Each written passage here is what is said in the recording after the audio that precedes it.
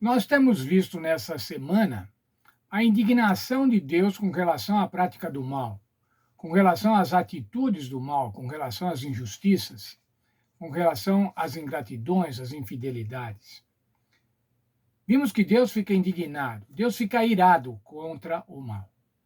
Mas nesse sentido, irmão, será que agora que Deus fica indignado com relação ao mal, será que ele tem prazer em manifestar essa ira? Será que ele tem prazer em punir o mal? Seria essa uma atitude de Deus, prazer em destruir o mal? Veja aqui um parágrafo da nossa lição. Deus demonstra repetidamente sua preocupação com os oprimidos, assim como sua justa indignação contra os que causam este sofrimento. Se o mal não existisse, Deus não se iraria. Sua ira é exclusivamente dirigida contra o que prejudica as suas criaturas.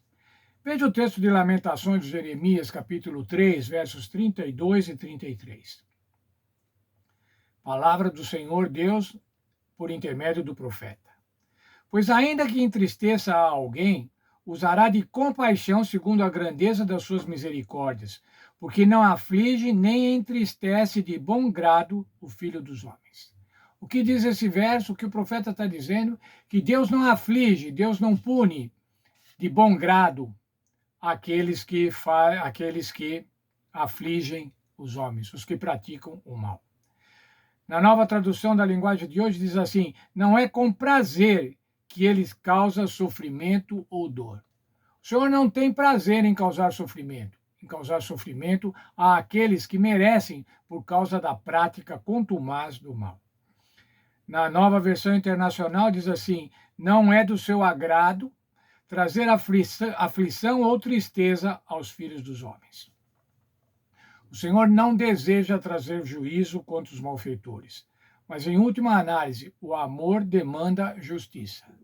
Ora, irmão, se Deus não aplicasse a justiça, ele seria conivente com o mal, praticamente cúmplice com o mal. Mas o Senhor precisa aplicar a justiça. É verdade, essa verdade é vista na persistência de Deus em perdoar o povo e conceder-lhes oportunidade de reconciliação. Por meio dos profetas, Deus chamou o povo inúmeras vezes, mas ele se recusou a ouvir e se arrepender. Como Deus não tem prazer em punir o mal, como não tem prazer em trazer juízo àqueles que praticam o mal, o Senhor continua recorrentemente, através dos profetas, chamando a atenção do povo para que o povo se arrependa e se volte para Deus, e aí não seja objeto de juízo. Com relação ao povo de Deus, irmãos, o povo de Deus demorou tanto, fez tanto contra a vontade de Deus, afastou-se tanto da vontade de Deus, que no ano 586, a santa cidade, a cidade de Jerusalém, foi tomada por Nabucodonosor, pelo reino de Babilônia. Esdras 5,12 diz assim: os judeus provocaram a ira do Deus dos céus.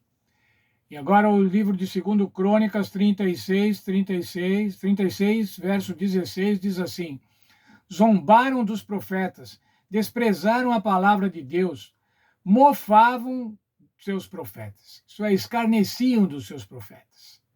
Na nova tradução da linguagem de hoje, nós vemos assim: riam dos mensageiros de Deus, rejeitaram suas mensagens, zombaram deles. E o que aconteceu então, irmãos, na continuidade do verso, diz assim: Deus ficou tão irado com seu povo que não houve mais remédio. Ou, noutra versão, diz assim: o Senhor descarregou a sua ira.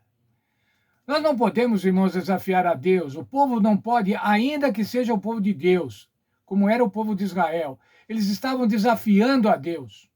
Eles estavam ridicularizando as mensagens de advertência. E dessa forma, irmãos, como diz o verso, não houve remédio. Não teve jeito, o Senhor teve que descarregar a sua ira. Muitos juízos descritos nas Escrituras, como provenientes de Deus, são explicados como situações em que ele entrega o povo aos seus inimigos, em decorrência das decisões do povo de abandonar o Senhor e servir aos deuses das nações. A ira de Deus contra o mal, que resultará na erradicação definitiva e completa da maldade, brota do seu amor por toda a humanidade e o seu desejo de alcançar o bem final do universo. Tal ira reflete não apenas a preocupação de Deus com o destino humano, mas também o envolvimento do próprio universo no problema do pecado, da rebelião e da maldade.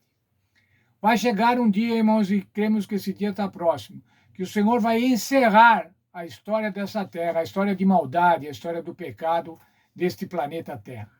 Vai trazer de volta a harmonia, vai trazer de volta a bondade, a alegria, e isso vai acontecer no planeta Terra, mas vai tranquilizar todo o universo que vai viver em harmonia total com a vontade de Deus. Deus não deseja trazer juízo para ninguém. Ele retém a sua ira, ele é paciente, ele é bondoso. Tudo isso, irmãos, porque ele nos ama, porque ele ama os seres humanos. Mas vai chegar o dia em que a ira de Deus vai ser derramada, como foi lá na invasão de Babilônia, na invasão de Jerusalém por Babilônia. Não houve mais remédio. Que Deus nos abençoe, irmãos, e que a gente possa voltar-se para Deus, que a gente possa aceitá-lo, fazer a sua vontade, enquanto há remédio, enquanto tem jeito. Mas ainda mais, se Deus é paciente, se ele é bondoso, se ele é longânimo, se ele está esperando para que a gente se converta realmente, qual deve ser a nossa atitude para com os outros? Qual deve ser a nossa atitude para com as injustiças? Nós devemos, irmãos, manifestar justa indignação contra as injustiças, especialmente contra a injustiça social, especialmente contra a idolatria. Nós não podemos ser coniventes com as injustiças, mas nós também temos que demonstrar paciência, porque no tempo certo, o Senhor vai distribuir a sua ira. Nós não precisamos fazer isso, nós não devemos fazer isso. Nós não devemos julgar, trazer o julgamento para nós, porque o julgamento é de Deus. E a atribuição, segundo o julgamento, também é de Deus. Que Deus esteja com cada um de nós e que a gente esteja indignado com o mal, atuando contra o mal, mas sendo paciente com aqueles que têm praticado o mal, para que eles se convertam, para que eles aceitem o Senhor Jesus e também sejam salvos.